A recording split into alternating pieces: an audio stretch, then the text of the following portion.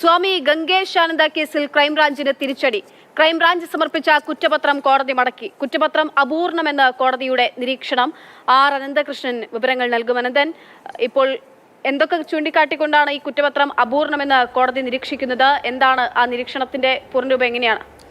അക്ഷയ, സ്വാമി ഗംഗേശാനന്ദയുടെ ജനനേന്ദ്രിയം ഛേദിച്ചതുമായി ബന്ധപ്പെട്ട് 2 കേസുകളാണ് crime branch register ചെയ്തിരുന്നത്. ഇതിൽ ഗംഗേശാനന്ദയുടെ ജനനേന്ദ്രിയം മുറിച്ച പെൺകുട്ടിയെ പീഡിപ്പിച്ചു എന്ന് ആരോപിച്ചൊരു കേസുണ്ടായിരുന്നു. അത് ഗംഗേശാനന്ദയെ പ്രതി ചേർത്തുകൊണ്ടാണ് ക്രൈംബ്രാഞ്ച് ആ കേസ് അന്വേഷിച്ചത്.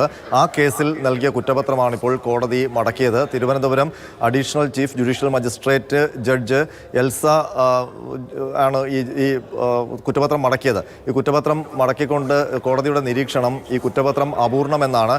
അതിൽ ഈ കേസ് ആദ്യം അന്വേഷിച്ചത് പേട്ട പോലീസാണ്. പേട്ട പോലീസ് അന്ന് തയ്യാറാക്കിയ സീൻ മഹസർ അടക്കമുള്ള സുപ്രധാനമായ വിവരങ്ങൾ ഈ കുറ്റപത്രത്തിൽ ഉൾപ്പെടുത്തിയിട്ടില്ല എന്നാണ് കോടതി നിരീക്ഷിച്ചിരിക്കുന്നത്. അപ്പോൾ അത്രയും ലാഘവത്തോടെയാണ് ഈ കേസിൽ കുറ്റപത്രം ക്രൈംബ്രാഞ്ച് സമർപ്പിച്ചതെന്ന് വേണം മനസ്സിലാക്കാൻ. അതുകൊണ്ടാണ് ഈ കുറ്റപത്രം കോടതി മടക്കിയത്.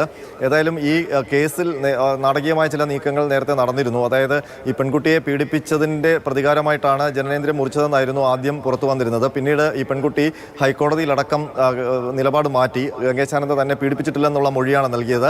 ആ സമയത്ത് ക്രൈംബ്രാഞ്ച് നിയമോപദേശം തേടി.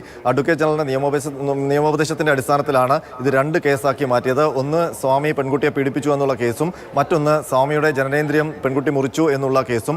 അതിൽ ഇതുവരെ കുറ്റപത്രം നൽകിയിട്ടില്ല. അതുകൊണ്ട് കൊടുക്കാനിരിക്കുകയാണ്. അതിനിടയിലാണ് ആദ്യ കേസ്, അതായത് ഗംഗേശാനന്ദ പീഡിപ്പിച്ചു എന്ന കേസിൽ ഇപ്പോൾ കുറ്റപത്രം മടക്കിയിരിക്കുന്നത്. അത് ക്രൈംബ്രാഞ്ചിന്റെ അന്വേഷണത്തിനും ക്രൈംബ്രാഞ്ചിനും വലിയ തിരിച്ചടിയാണ്. ശരി, ആർ അനന്തകൃഷ്ണനാണ് വിവരങ്ങൾ നൽകിയത്.